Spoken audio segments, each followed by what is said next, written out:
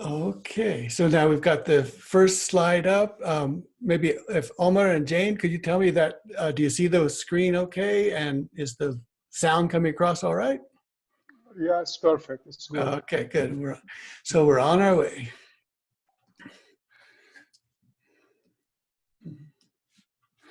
So let's start with a poem, but the theme that we'll be looking at is this special face. And Ibn Arabi, again, kind of just drops this throughout the Futuhat, the special face that every being has. And so there's no place where he, in a sense, sits down and tells us all about the special face, but it's something that he refers to very, very often. And so we'll look at this special face, what it means. And one of the places to start is the idea that the special face is a place where you have direct interaction with the divine.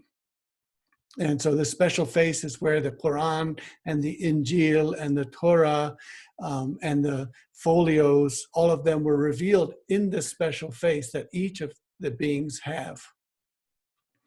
So we'll look at this one place called the Hadrat of Taqdis, the presence of sanctity or holiness or something like that. And he has his poem, which goes, "To the Qudus, I pushed hard my conveyor to be nearer by zakat and tahur." So this is to the Qudus, so that's to the Holy One, or to the sanctified place, this separate place, this holy apart place. I pushed hard my conveyor. So the conveyor then is the body. So I pushed hard my body to get closer to this sanctified place.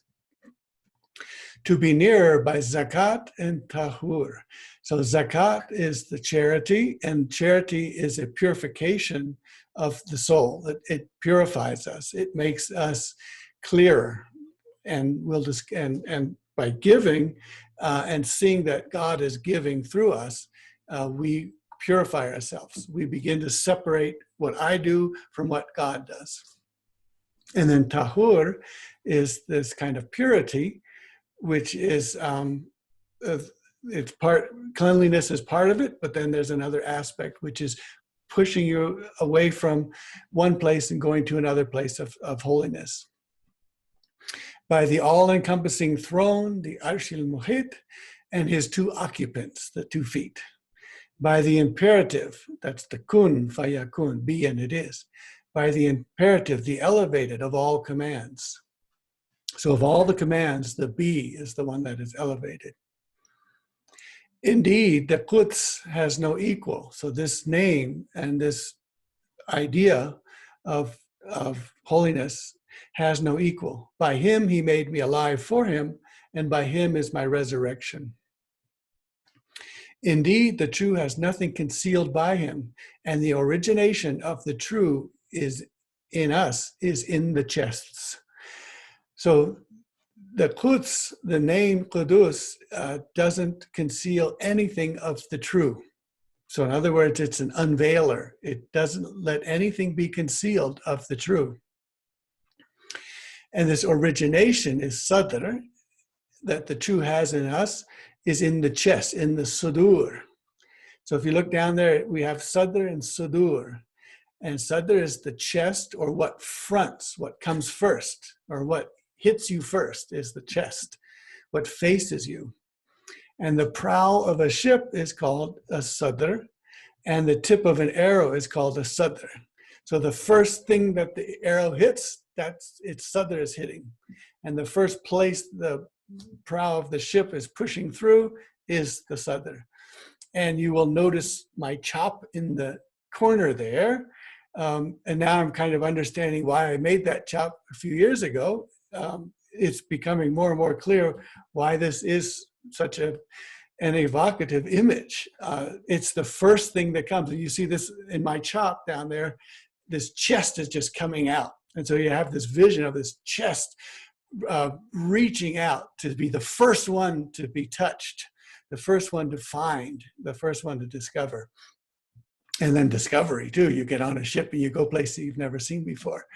So this imagery is coming up very, very nicely, I think.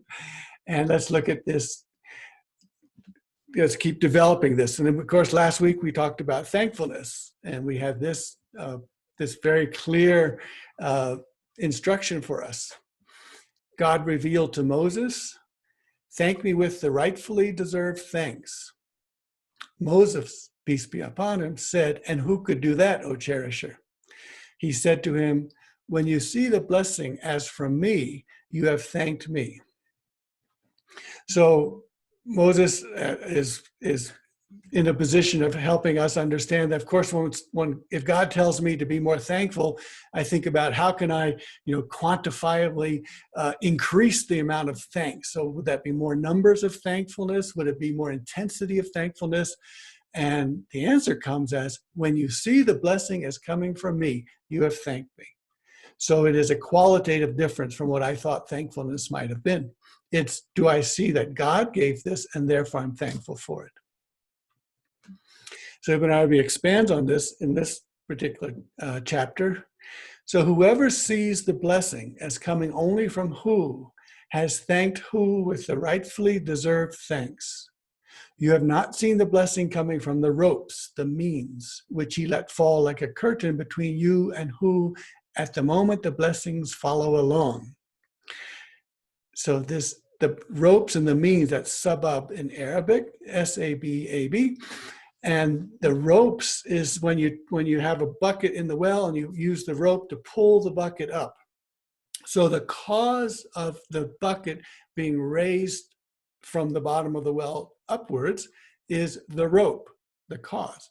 The means for getting the bucket to come to the top is the rope, is the cause, is the sabab.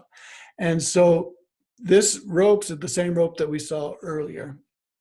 That, what did we see with the earlier ropes? Oh, we haven't even read that part yet. Let's back up again and go at it one more time. So right after the poem over there.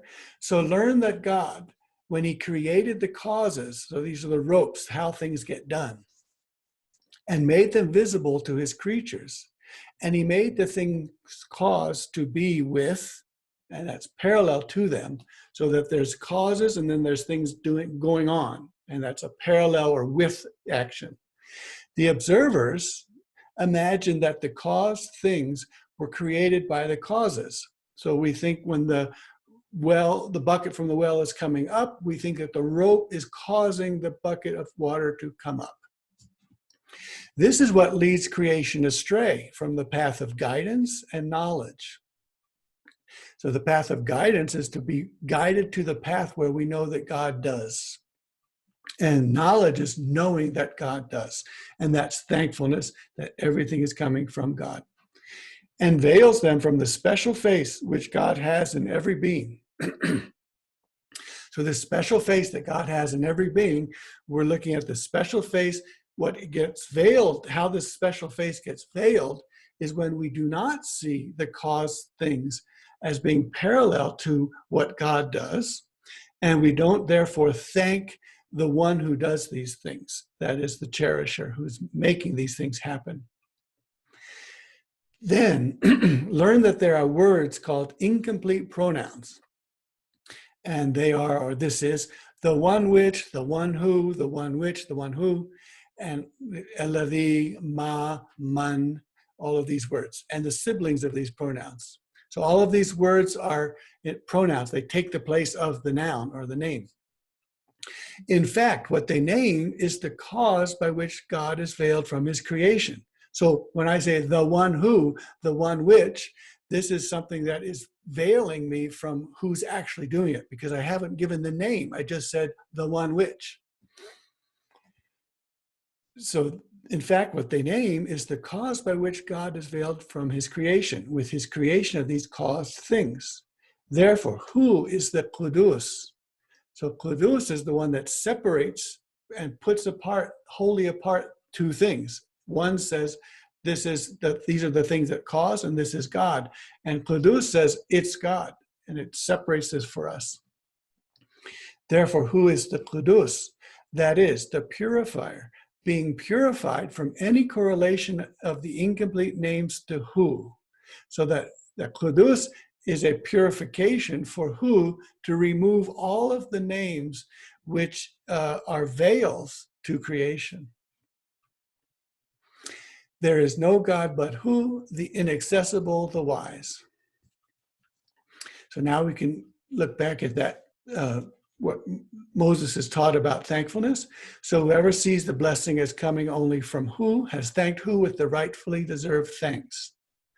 You have not seen the blessing coming from the ropes, the causes, which he let fall like a curtain between you and who at the moment the blessings follow along.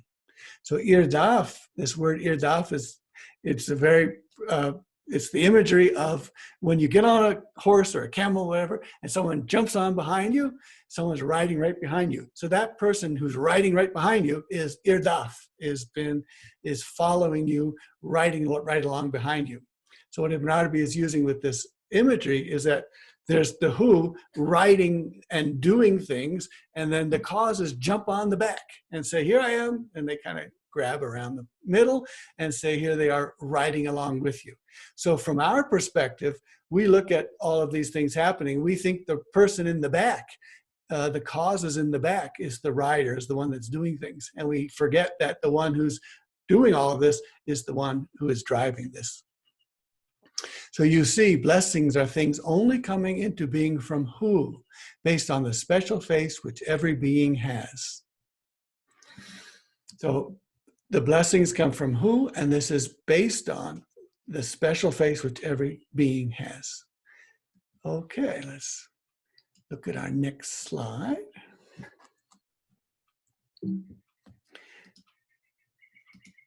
Well, let's see how this, okay, here we go.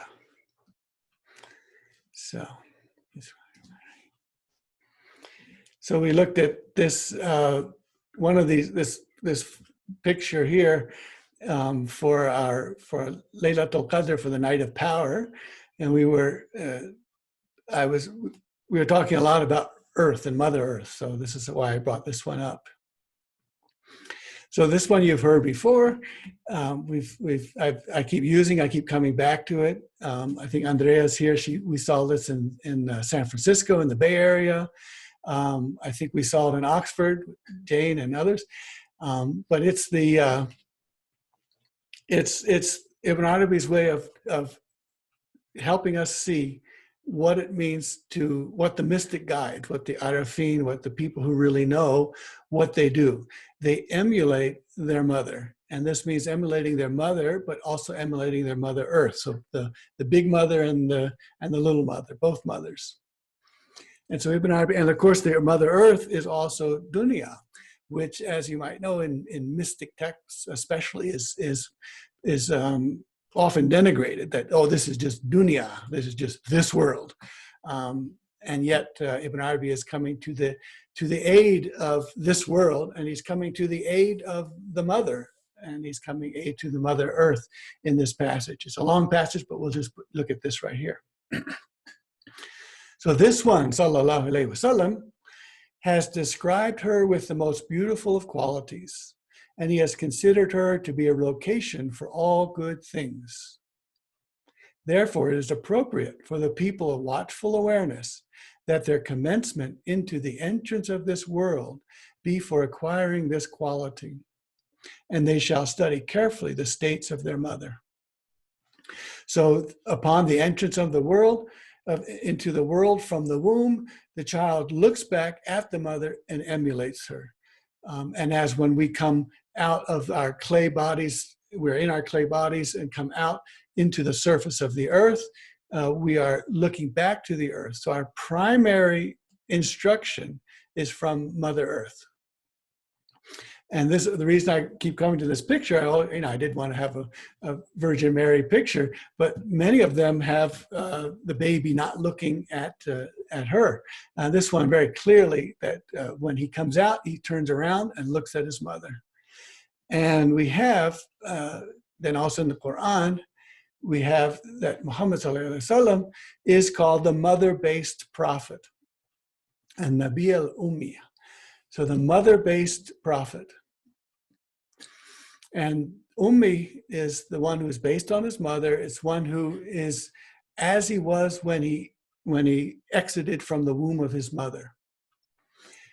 And so it later takes the connotations of, being, you can't write and read or something, because those are all acquired knowledges.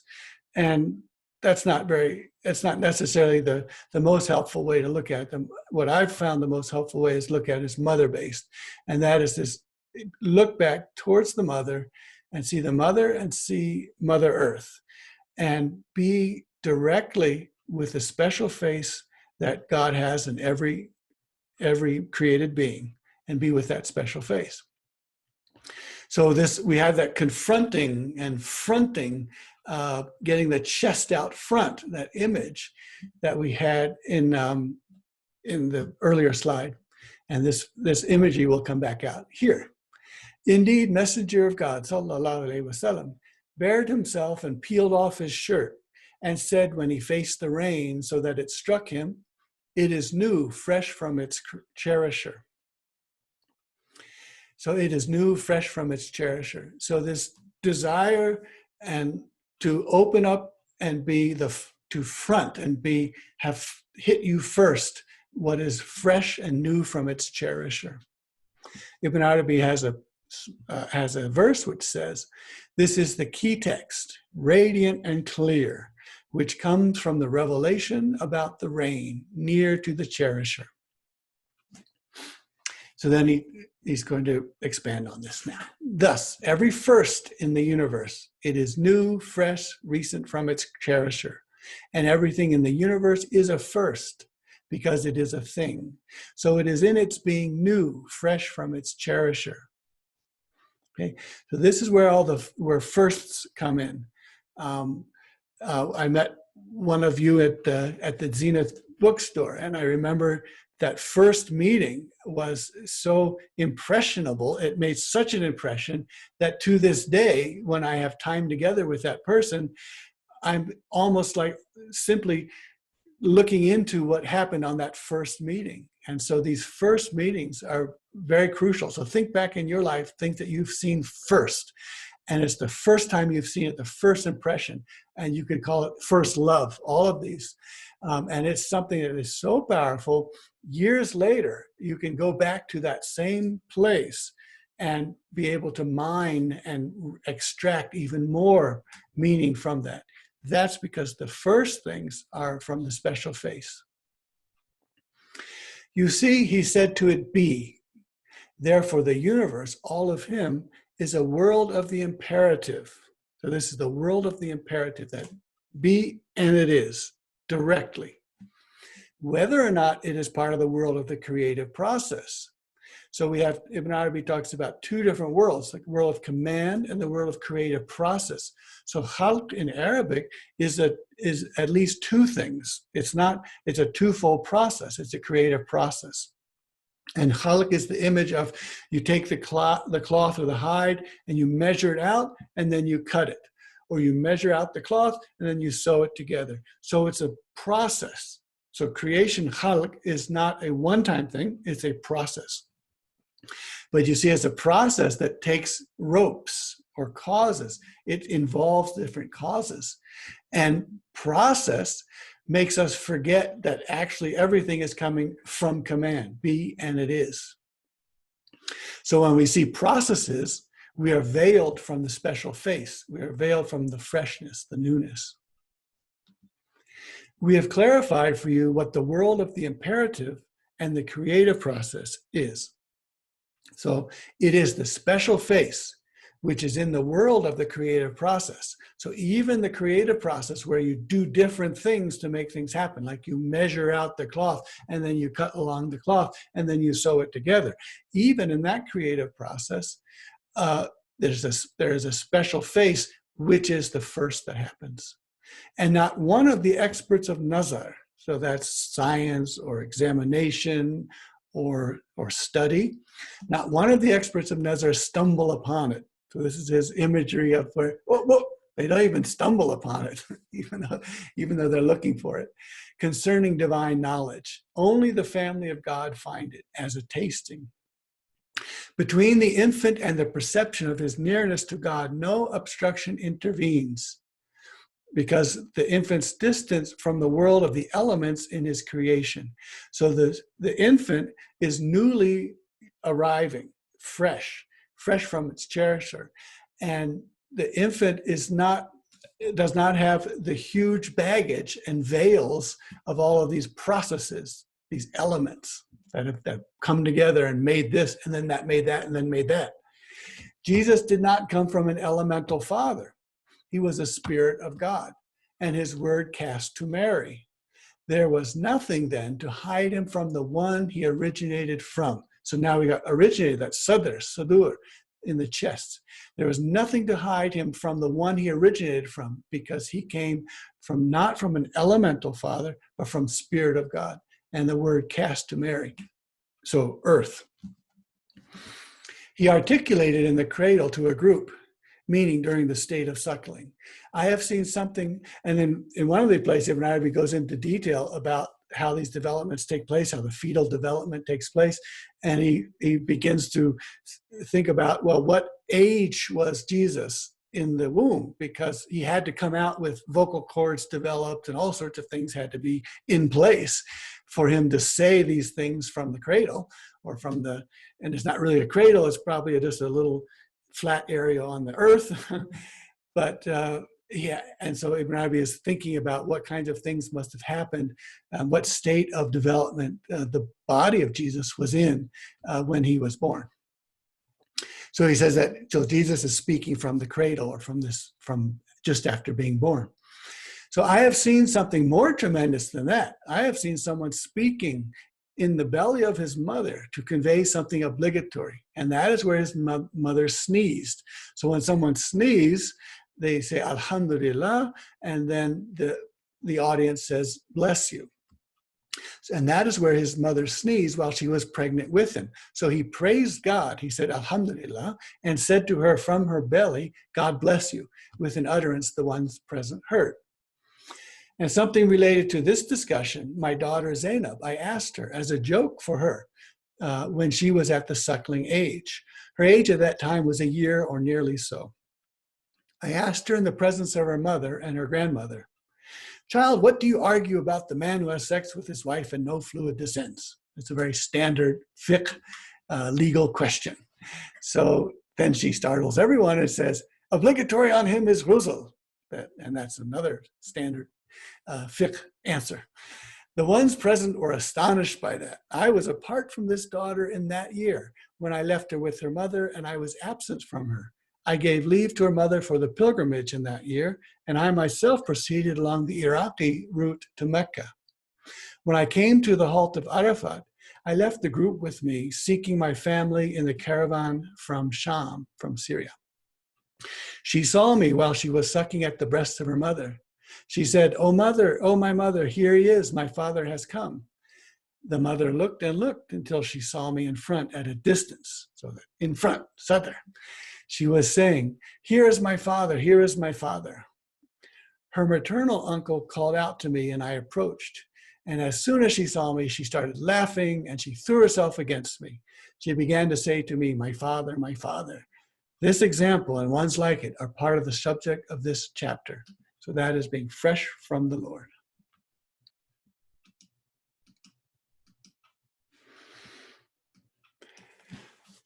So infants, and now let's look at the beasts. And so Ibn Arabi says here, learn, may God assist you, and assist us and you, because that's the style. You first ask for yourself, and then you ask for the next, your neighbor. So learn, may God assist us and you, that the beasts are a mother community among all the communities. They have tasbihat, they have tasbih, specific to each species, and a prayer, a salat, and a prayer like other created beings has. And we were talking in Oxford about the Ruh al-Quds, and Ibn Arabi talks about trying to learn the salat of the horses and having a hard time with that, and the horses laughing at him, except for one. And he exalted, said, have you not seen that it is God whose praises all beings in the skies and the earth celebrate, and the birds with wings outspread? And he says in Quran, your cherisher inspired revelation to the bees, saying, choose your houses in the hills and in the trees and trellises. Then eat of all fruits and travel along the ways of your cherisher. These subul, these ways, are what God made a way to the water, a sharia, for them, ways along which they travel. And then Quran, the verse finishes, made tractable. Thus, everything, all the created beings, has a speaking specific to him that God taught him. And they hear it, whoever God has opened up their ears to understand. If it is asked, from where do you know this? When it is not part of sensory perception, so you can't see these things. So there remains only the nazar. If you can't see it, you must have to use your brain. And he says, we respond, it is not as you say. No, there doesn't remain just the brain. There remains inspiration and divine notification. The articulate soul casts this from her cherisher as kashf, as a discovery, and as a tasting, based on the special faith which she has and which every being has. As for Messenger of God, sallallahu alaihi wasallam, he cites in the authentic collection, indeed, there was a cow in the time of the children of Israel. Her owner had loaded her, put a load on top of her. She said, I was not created for this. Instead, I was created for tilling.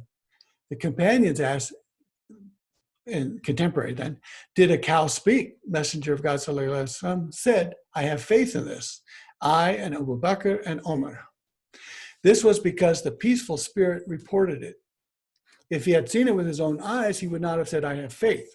This cow, part of the kinds of animals, knew what she was created for. But the human and the jinn are created to worship God, but they know this only by being so notified by God upon the tongue of his messenger.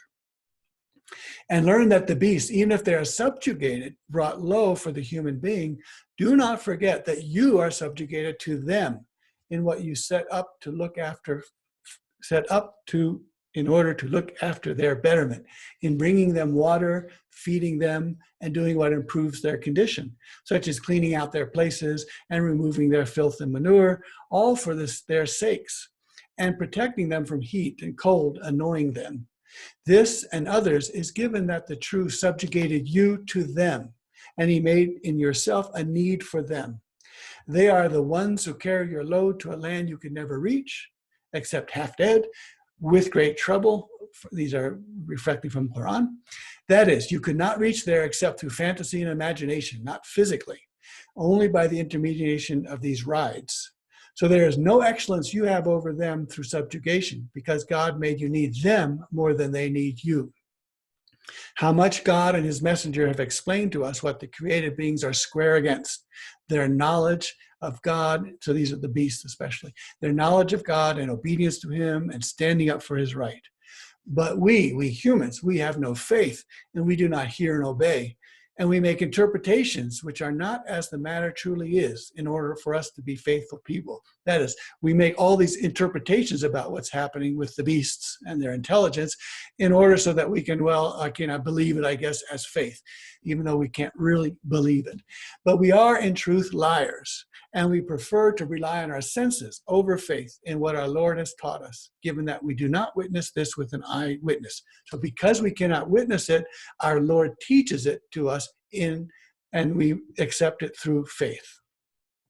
So this subjugation is very crucial because, and Ibn Arabi looks at some of this, but I think it's something that I've found to be very insightful is look at this subjugated relationships. And one of the aspects of it, one of the negative aspects is that the ones that I have great need of, who are subjugated to me, because I have great need of them, there can be an anger in that. So some of the violence that we see in relationships, both relationships, human relationships, and then relationships with minerals, Mother Earth, plants on Mother Earth, animals, this can be that can be an abusive or violent relationship because the one who needs them doesn't want to need them, wants to be God, wants to be, I don't need anything.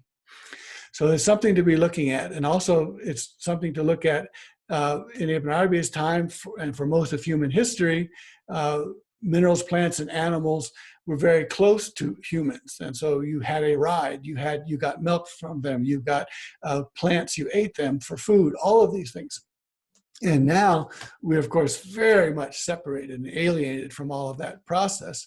And so there's also a question to bring into this, to look at this idea of subjugation, look at it in sort of in the terms of our situations.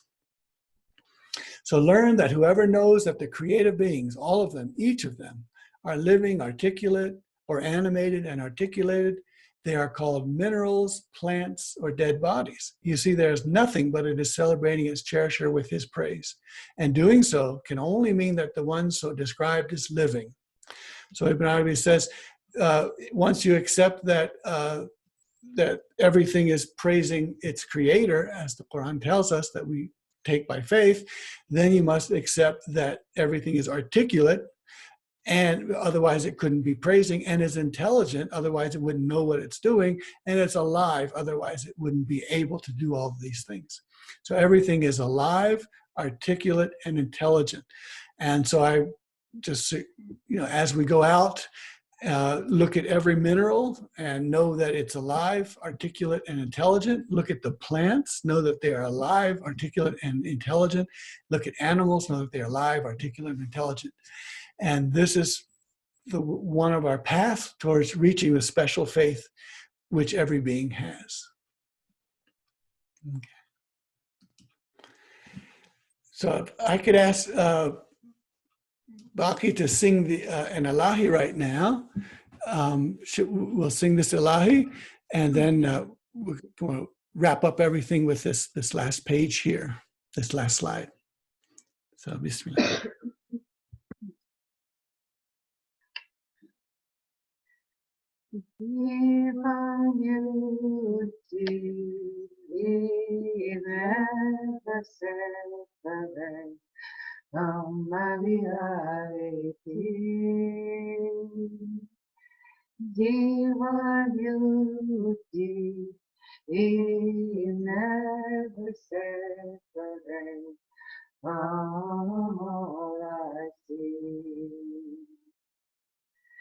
The fragrance is never separate from the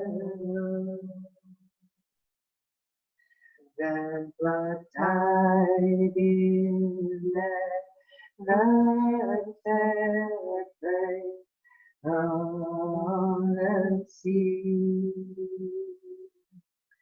Divine beauty is never separate from my reality. Divine beauty is never separate from all I see. The honey is never separate from the comb. The servant is never separate from the Lord. Divine beauty is never separate from my reality. Divine beauty is never separate from all I see. The true heart is never separate from the true faith. The dervish is never separate from the true shade. Divine beauty is never separate from my reality. Divine beauty is never separate from all I see.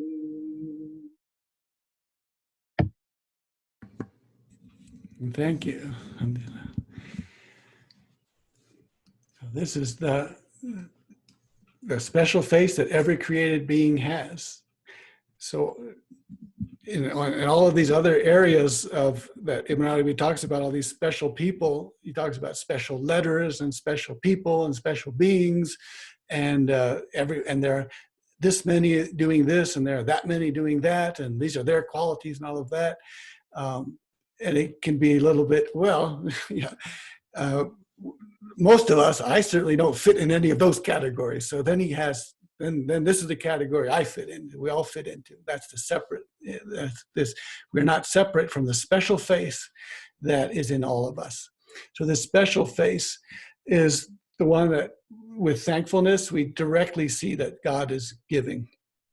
And so thankfulness, as saying it's God who does, and removing the veils of this happened and this happened and this happens and then that happens. We remove those veils, we get to the special face. We front the special face. We get close by fronting it, and it's fresh and it's the first. It's what we knew as infants, then forgot. It's what infants know. It's what the animals know. It's what plants know, minerals know. And it's what the mother-based prophet, sallallahu alaihi wasallam, what he knew. Now, I put into this area here, Ibn Arabi does say that these things are not sensory. You can't see these things. But he does suggest that, that they are almost visible. And so for almost visible in Ibn Arabi's time means microscopic in our time. So these are microscopic. These are things that we can see. And so let me read these passages as ways to encourage us to see that the world and everything in the world is alive and intelligent and articulating the praise of its cherisher. But you should learn that in bread and water, and in all food and drinks, and clothes and sitting places. So if you think about bacteria, for instance, sitting places, you know, where you sit, and clothes, are fine spirits, strange, who are the inner secret of your life and your knowledge and your praise of your cherisher.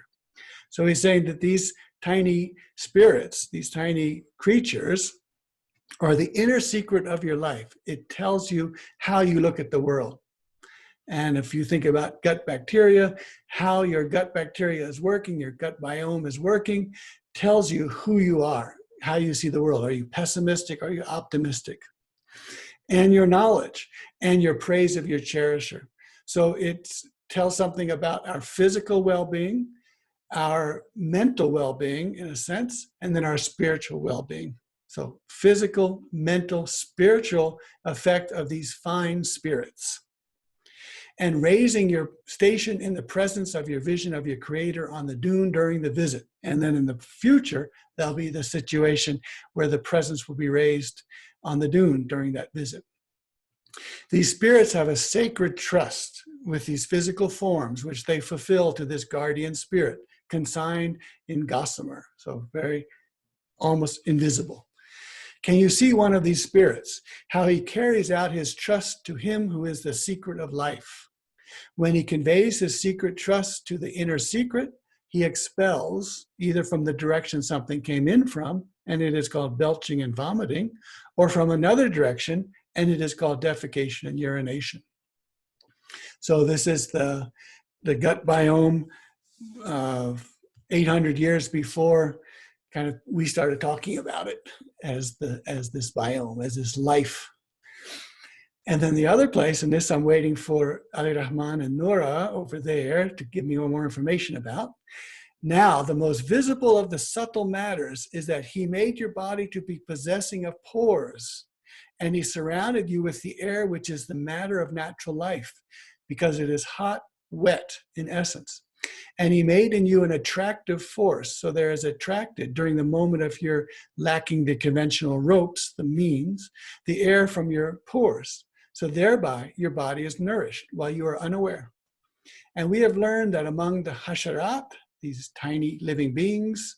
There is one who is your nourishment based on the pores of your body, who are attracting wetness, humidity, according to a particular balance, which is your preservation, without excess and not wasting. So these are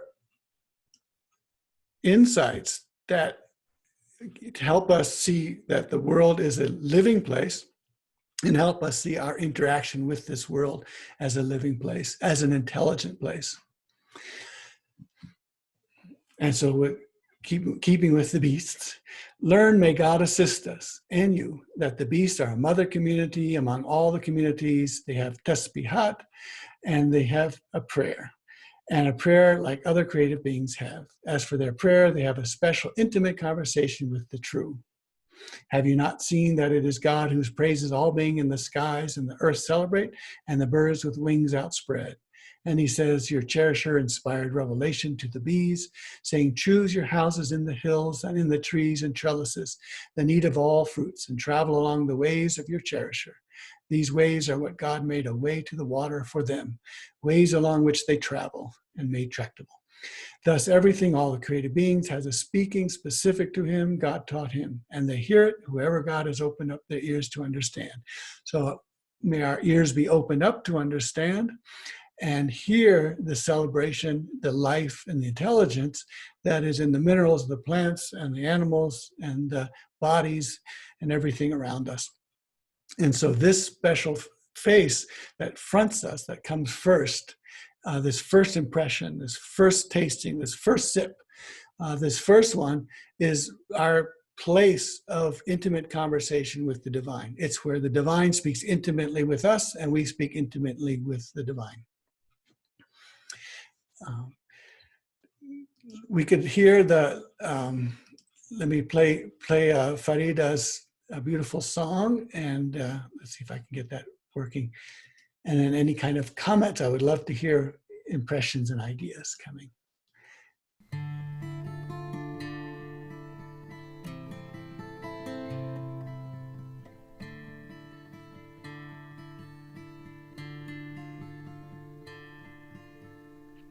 Bahri cünde kadreyum, bahrolde hayran bana.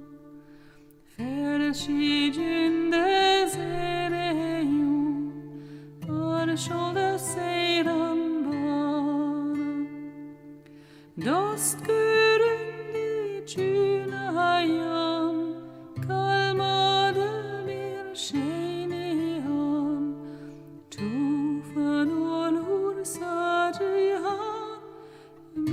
Kadre tufan bana, suret nem var benim, sirette dürmanenim, kopsa kıyamet bugün, gelmez perişan bana. Kafadılan kasayum, sıruna sayum, endişeler hasıyum, adoli insan bana. Niyazinin dilinden Yunus durur söyleyem, herkese can gerek, Yunus durur can bana. Niyazinin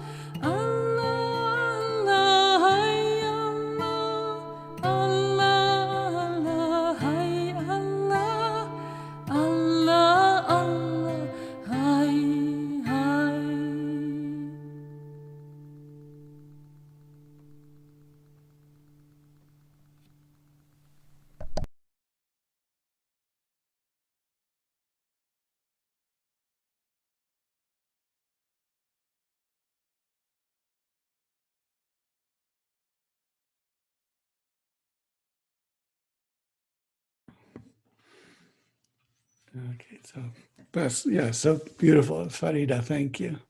And Baki and Nora, thanks for that, Ilahi. Yeah, this was the first session. This was probably different from the others. It didn't have too many graphs or sort of geometric things going on, except for those who noticed the honeycomb is 6, and Ibn Arabi keeps talking about 6 and the hexagon, and that it is the most efficient space filler, and has all sorts of things to say about the 6 and how the 6 comes out. And of course, the 6, which is sex, also in Latin, but also the same way in Arabic, the wav, the union. So it's a very pregnant, as they would say, metaphor. And so that was, and so thank you for being here. There's a different one, I think, but I would love to hear any kind of comments and thoughts people are having. I was just thinking, yesterday I went out for a walk, and we have a big land here, and no matter which direction I go, what side of the creston, the hill or mountain I'm going on, these 2 hawks, and we know them for years now. They come and they float and they fly, ride the wind right above me for about 30 feet above. It's just very close. And then they have that beautiful shrill thing that goes on.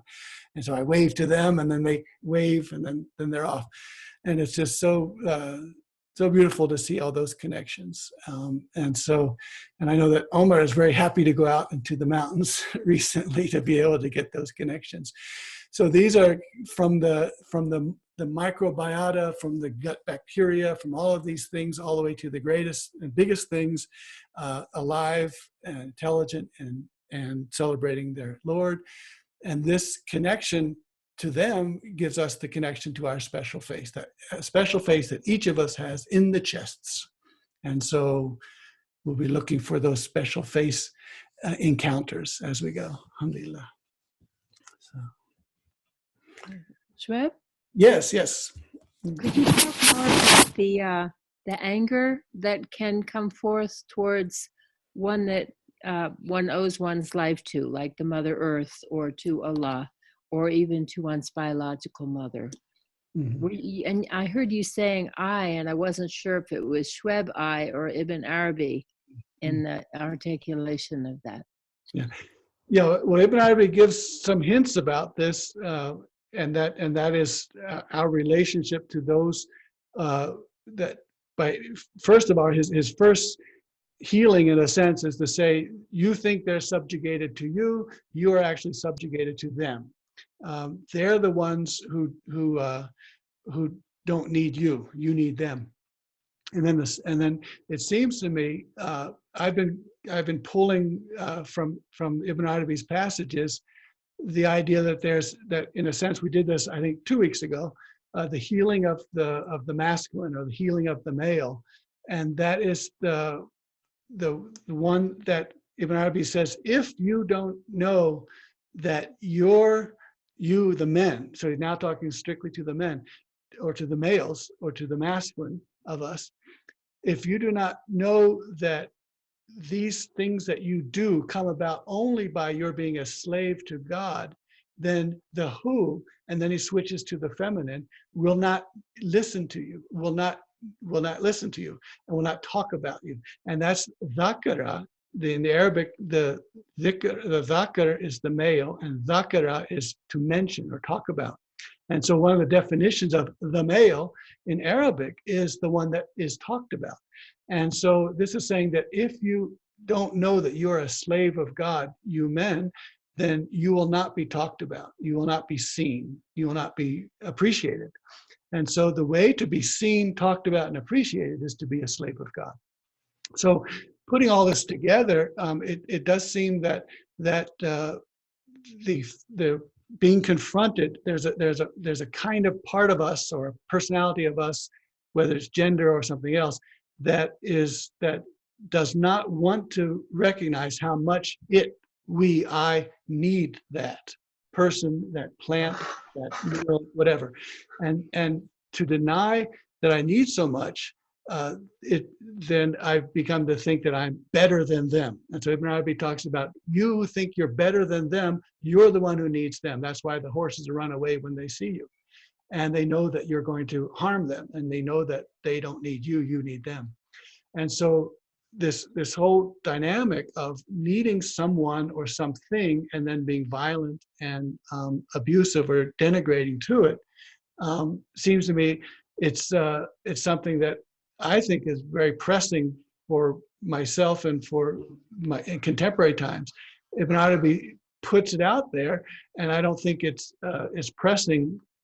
Or maybe, well, it is when he says, he does get very angry in this one passage, and he starts using the second person pronoun again. And he says, you think you're so superior to those animals who you are subjugated to and who you need, but they don't need you. So he's very angry that you think you're so superior. And I take this a little bit maybe differently also, or farther, and say, yeah, and that expresses itself as abuse, and that expresses itself that way. Right. But it's something for us all. So this is what in the Ibn Arabi society, it's called the ʿArabī. You get an insight, which is ʿArabī, which is Ibn Arabi's insight, and you take that insight and you learn all sorts of things about it into things that are happening around you right now. So. When I walk locally, I pick up the trash on Quailview Lane, and I would say 90% of the stuff that people throw out the window is alcohol. It's shots, straight shots, and I'm thinking, whoa, not just abuse of the mother, but abuse of their own body. Yeah. Yeah, that's right. I have a question. It's abuse of the own body. That's right. Yeah. I have a question, Shaib. You know, you're saying that everything is praising God, and as such, like everything is intelligent, everything is articulate. I have always seen it that everything is praising God, because we know that praising God and being thankful is the same, which is giving what is due to God to God. So the very existence is back to God, and therefore everything is praising God, in the sense that in everything there is a sign that shows that He is one, and it is being able to recognize that. You see, everything is praising God. But here I hear something more. Here I hear intelligent and articulate. So it is not just by virtue of their very ontological existence that they praise God, which they do by virtue of existing, because they couldn't otherwise. But we're saying intelligent and articulate. So is that right? Even to the minerals, we're saying intelligent and articulate. Right. Yeah. Ibn Arabi talks about when he says when he does. Occasionally when he talks about the articulate, he says, and I'm not speaking about hal. And hal here is like, I've been trying to find a way to translate it. It's like circumstantial evidence. So when you see a spider web, you can say the spider web is telling me that it's intelligent, because it's sort of showing and saying. And so to that extent, but that's not the articulation Ibn Arabi is talking about. He's talking about the actual articulation, the way we think of it. And that is particular sounds which are different depending on what is the occasion. And the occasion of praising has its own sound. And so they are making sounds that are articulating their celebration of their Lord. And Ibn Arabi says, so that the pebbles in the hand of the Prophet ﷺ were celebrating their Lord. And it was heard, and the companions were there. And so the Prophet said, I can hear the pebbles celebrating their Lord with articulation. He could hear what they were saying. And then he brought one of the companions there, and that companion heard it. And then a second companion came, and that companion heard it. And the third companion heard it. He didn't hear it anymore. So this is a very special thing. And Ibn Arabi says he himself has had a situation where the pebbles, he could hear them speaking and hear them what they were saying. And then we have the stump that was outside the mosque when they made the minbar that was sobbing like a pregnant camel, and so giving childbirth. And so he came out because he heard the trumpet making these sounds, these sobs, and then consoled her. And so for Ibn Arabi, this articulation is something that is here, but he calls it mastur, that is hidden. And he says it's hidden for reasons. There are reasons why it's hidden. And he doesn't go into that in this passage very much, but he does say, so therefore, when you do hear these things, ask whether this is it's revealed to you to disclose this. Ask whether you are now to say to other people what you've heard. And so he is saying that they're mastur, they're concealed or hidden, and that it depends on you getting inspiration that you can speak it or that you could keep it silent. But in any case, what it does is if you have such a situation, you immediately are at the special face that is in every one of us. So, alhamdulillah. Thanks so much. Yeah. Thank you.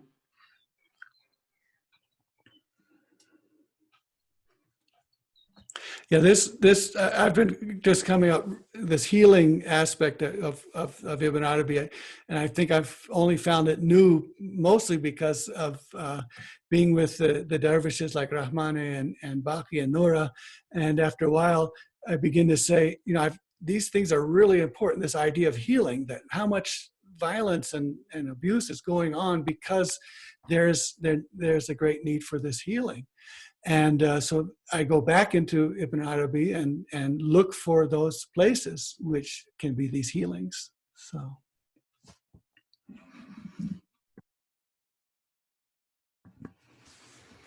And some people, the nice thing is that the minerals have this too. So even if you're inside your house and you have some minerals around you, and there are people who can hold a rock and that rock tells them something, and you can feel something. We all know about wood does that. You go out to the trees and hug the trees and things like that. But let's find all those things. And then the sajda, when you put what is most noble according to you, your brain and your nose. In Arabic, when you have your nose up, it's just like in English that you're snobby and all that, and then the brain sitting up there. So we put that part right there, which we think is the greatest, noblest part of us, we put it as low as we can into the surface of the earth, and it is a healing for the earth, and of course it's a healing for us. And that's why the sajda is there. It's the reminder, the healing, that we bring ourselves back to Mother Earth and say, this is who I am. So. Good morning, Shoaib. Sali. Oh, very good. Assalamualaikum. So much. Enjoy so much. Shoaib, I have a question. Since about the minerals being articulate, intelligent, and praiseworthy, since they're praiseworthy, so they when they praise, they become praiseworthy as well. So in another sense, if I look around, the house, cell phone, everything around is made out of minerals. So the house has a spirit. They are praising. The cell phone praises everything. Our clothing. Is that true? No, yes, so beautiful. Yes, and that's why this whole I want you to look into this. When I see you next, inshallah, we'll talk about pores and how there's this energy around that gets absorbed when you need it, and you're unaware of needing it, and you're unaware of getting it. But that's the mineral world and its life. And Ibn Arabi, he has very beautiful discussions about it. Some of his teachers are minerals. The rain spout was a mineral teacher for him, and he keeps talking about the hadith about that when the bird on the day of judgment, the bird will say, stop that person there, ask him why he killed me for no reason. And then the stone will say, ask me why he moved me for no reason. So we're not to move a stone unless there's a reason, unless there's something good that's coming from it. The stone is perfectly happy where he is. And he is, as Ibn Arabi says, he's the best Muslim because he does exactly what he's told. And so the mineral stays where it's put, and it's not for us to run around and distractedly move stones without any reason, without any thought. So to see this living world is to become very conscious, and then to see the plant and say, the plant has its own life, it has its own desires, it has its own goals in life, and yet I'm asking this plant to give me nourishment and to kill it. And so the plant has to say, yeah, I will subjugate myself to you. And so would I eat that plant then without any thought or carelessly, or would I eat it with gratefulness? And Ibn Arabi says, luckily, all of this world knows what they were created for. And this plant might know that it was created to be eaten at this one point. But all the world knows what it's created for, except the ins and the jinn, except us human beings and the jinn. And we're the ones. So the cow knows what she's created for, and we don't know what we're created for. And he says, so we have to ask, we have to be told by our God what we are created for. And then you go, that's even if you're fortunate enough to be someone who's faithful. Because what about the people who have no idea what they're created for, and what havoc is wreaked on the world by us people who don't know why we were created and what we were created for. So. Thank you. Thank you. And also, because sometimes you have a feeling when you leave your house, you come back, you feel like your house missed you. Yeah. Oh, and the ones all sorts of wild things. All sorts of wild things will start happening when these things happen. Like, for instance, I'll talk about the hawks. I was in a place in France, and I was saying, "Are we going to stay in this place or in this place?" And suddenly, a hawk comes down, sits on the road sign, saying, "This place." Okay, here we go. So, and at that moment, all of these things are there talking to you, and if you're listening, they're telling you, what's next? What's the thing to do? What's the special face that's going to be coming out? And also in friendship among us, isn't that friendship, the essence of friendship, is a special face that plays? Yeah, that's because, and it's where the membrane is thin, all the veils are gone, and it's one-on-one. It's just like that. And that special face comes through. And that's how I was telling earlier about in the Zenith bookstore when I met someone I can see right now, just that first impression, that first sight of friendship, and everything that's come since then, all our time together since then, has in a sense been an elaboration of that first sight. So we are all celebrating his face, really. He said, everything will perish except my face. That's right. And then Ibn Arabi reads it two ways. And he also says its face, so that everything will perish except the face that everything has. So okay.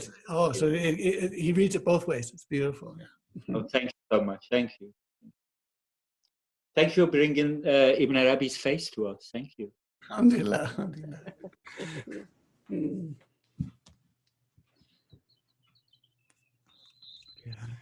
I was thinking, Assalamualaikum. I was thinking about when you're talking about animals too. Can you speak a little bit about cats? Because I came back from Umrah and they were just everywhere, alhamdulillah. And from Jerusalem, they were in the Masjid al-Aqsa to Medina to just what is your impression about them? Yeah, well, Ibn Arabi has the one discussion about how this cat could know who someone was, and so the cat was able to see. See, I'm thinking that Ibn Arabi is telling us that animals see 4 dimensions, and we do know that birds can see magnetic fields. So if they see a magnetic field, the magnetic field is orthogonal to the world that we see. So it's an unseen dimension. And so to see magnetic fields is to see things that we don't see, the 4 dimensions. And so they see the whole picture of who someone is. And so Ibn Arabi is saying that when this cat could see this person and know everything about that person. And we do that, for instance, in archery, in the bow tells you what is happening to you. And so I always say, oh yeah, sure. But then I go out one day and boom, there goes the arrow all the way over there. I say, yeah, I think I'm a kind of unfocused day today. So the bow tells you who you are, where you are, and what's happening to you. And but so the cats are there, and then dogs, all the shepherds. So the Prophet ﷺ had dogs because as a shepherd, every shepherd has dogs, and they have to learn how to handle and work with dogs. And they are very, very different. So it is interesting how cats, in a sense, have become very much part of the Muslim world, and where dogs not so much, while they used to be very important. So yeah, this is something to be looking into. Cats and dogs in Islam. Alhamdulillah. Thank you.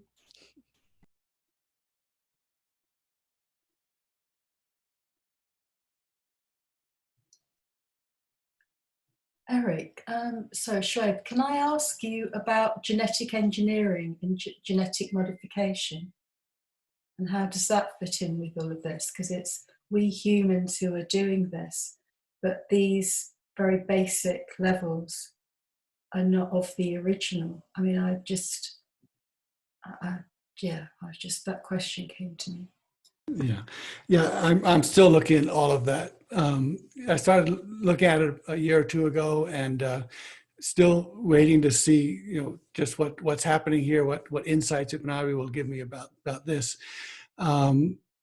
Just one of if we look at the other things that we're doing, like insecticide, pesticide, suicide, and these are all death, and there really is something about there. And you see this in certain groups of people, this love of death, this wanting to kill things. And when the moment, as we're talking about, as you go out and hawks start looking at you and plants start looking at and showing themselves to you, the moment that starts happening, and then you look at how can anyone come out and start destroying all of these things, and what kind of anger at not being God do they feel? And I think it's anger at they're not God, and to know that instinctively.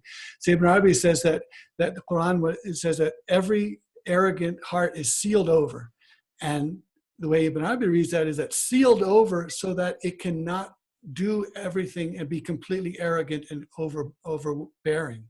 And this is because of rahmah of Allah, the kindness and mercy of Allah, so that this heart will enter into a position of receiving the kind mercy of God whenever that kind mercy will come.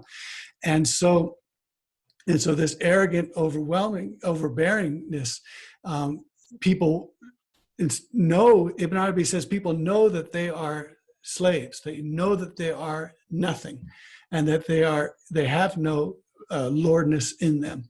They know this, but they don't want to admit it. And so a lot of these things are ways to hide this essential truth that we all know. Because they said, we think we're so brave, we're like a lion, we're like a tiger, and then a little flea comes in, and we spend the whole night trying to find where that flea is in the bed and trying to kill that flea. So we know who we are, and we know where we are in dependency and need, but we don't want to recognize that. And this is, I think, a problem. A lot of the problems that we see today, maybe more than Ibn Arabi's time, is this unwillingness to accept our dependency, our need, and that we are not God, and we're not as great as we think we are. So, but I'll be looking for that GMO idea. I'm still looking for that. Can I just add something to you there, then, Shoaib? If you go to the back, right to the beginning of genetic engineering, what they did was the first genetically engineered product was actually insulin for people with diabetes. And a lot of people are killed by it, and a lot of the science has been covered up before that. And I'm lucky to still be alive, alhamdulillah. But we used animal insulin, and some of us still have access to it. So I'm very grateful to pigs. Sure. Thank you for your wonderful lecture. Just to ask a question to follow up your last point about that kind of problem to unwillingness to accept and the problems in the world. How does Ibn Arabi, does he talk about it in relationship to darkness? If there's any opening or or closure of darkness? Well, yeah, we talked a little bit about this before. For him, goodness is essential and being full, and badness is correlation. And so it has no independent reality. So the evil, bad, good, evil, bad has no independent reality or independent existence. And so the way we see it is by being correlated to things. So when I do something, if that correlation is to the bad, then it's attributed to me, and I say that's a bad thing. But the doing itself isn't anything that was bad. So it depends on how it's correlated. So we see that if I do something, if I say something to someone and it's a good thing, then that's good. And I say, thank God that I was able to say that thing. If I say something that's hurtful, that's me, and it's correlated to bad. It's not correlated to God, because it's not something that exists by itself or that has its own independent existence. And so looking at that, so Ibn Arabi then is training us to see the reason that there is a law is, and that there is. Now, he says that the animals, they have their own salat, and they have their taklif, they have their own things that they have to do, and they have their own sharia, they have their own laws. And all of that's there. But they obey their laws, and we don't. And so, and this is why when you look at an animal or a plant or a mineral, it's not, when a plant grows up, it's not a bad thing. It's a good thing. It's because it's growing and it's up. Now that plant or the root might grow up and then push over something else, and that could be a bad thing, but it's not the plant's fault. It's not the root's fault. And so if we look at it, if we can look at it from that perspective, that from what is the essential goodness of everything, and then what do we attribute as bad, then this changes the way we approach things. And it also allows us to be non-judgmental to other human beings, because we can say the person did this, and we can see the essential good of every action, but as it was turned because the correlation went not to God, but to the bad or to themselves. So, thank you. Shall I one more question or comment? Yes. About being a slave. The last thing we say in the salat is Ashhadu an la ilaha illallah, Ashhadu anna Muhammadan abduhu wa rasuluhu. We don't just say that Ashhadu anna Muhammadan Rasulullah. Abduhu comes first. Is that the whole indication, the state of humanity in a way, or state of our being? Since Prophet is the state of being, the mirror for him. Yeah, no, this is so beautiful. And when Ibn Arabi talks about love, he says, when you love, whatever name your beloved calls you by, you say, here I am. And so he says, so what happened with Muhammad sallallahu alaihi wasallam? He said that asked him, who do you love and what's your name? And he says, I love God, and my name is slave of God, Abdullah. And so the slave of God, I have no other personality or characteristic but slave of God. That is, I am for my beloved. And there is no other personality or thing that I carry except being the one who loves God. And God is your beloved. So this is what there, and then Ibn Arabi turns it around and says, so then, and when you are beloved, whatever name you call out to the one who loves you, they say yes. And so when you say to God, Allah, then Allah says, here I am. And when you say Khuda, he says, here I am. And when you say Ghayadur, say, here I am. So whatever name you call out to, if you're in this love and beloved situation, then your beloved answers, here I am. So, and this is so neat because we always labbaik, here I am at your service. We say that during the Hajj, and it's like, here I am at your service. And Ibn Arabi keeps every time he's talking about it, it's God saying, labbaik, here I am at your service. Here I am for you because I love you. Yeah. Because in the Azan we call Ashhadu anna Muhammadan Rasulullah. In the Salat, which is the last stage before we say Abduhu. And that's very interesting. Right. Alhamdulillah. Yeah. That's so important. And we just And that's our model, that he is as he came from his mother. See, after you are born, you gain all these other characteristics and personalities and knowledge and abilities and skills and arts and all these kinds of things. But to be ummi, to be mother-based, as you come from your mother, that's a very different situation. Yeah. About the anger, whatever we make or things, when they don't fit or out of place, they rattle or make noises and all that. In a way, the whole violence comes from our denial of that being the servant. That's what causes the whole violence on the earth. No, you're right. You're right. Yeah, it's rattling around. It's not that the things that are the actions and the people and the actions and the things are not bad, but they're not in the right place. And hikmah and hakim, hikmah is putting the right thing in the right place, and zulm, oppression, is putting something in the wrong place. And so it's the same thing and it's the same place, but one of them is wise and the other is oppressive. And in the Quran, it's oppressive to yourselves. Those who are oppressive to themselves, they're hurting their own selves. So as Rahmani was saying, they're hurting other people, they're hurting animals, they're hurting plants, and they're hurting their own selves. They're oppressive to their own selves. And it's the thing is not bad and the place is not bad, but the wrong thing in the wrong place, that's where zulm comes in, and the right thing in the right place, that's where hikmah comes in. So then, in a way, we don't realize what's the do or the hack for everything. Realization of that comes from really accepting the servanthood. In that, we realize what's the hack for everything. And in that, everything works accordingly, in a way. Is that true? You could say that? Yeah. In that one passage, Ibn Arabi talks about, that's the special faith. That's our theme for today, the special faith. The special faith is special face is where you learn what is the appropriate place for each thing. What is the haqq, what is the right and the rightful place for each thing. And Ibn Arabi says that when he heard the hadith from Abu Bakr that I see nothing but I see God in front of it. And he said, I had no idea what that meant, and I ignored it until one day, from the special faith, God said, this is what this means. And now I understand it. I understand it not from Abu Bakr, but from the special faith. And so to be in a state where you can find out how things really are, that's the special faith.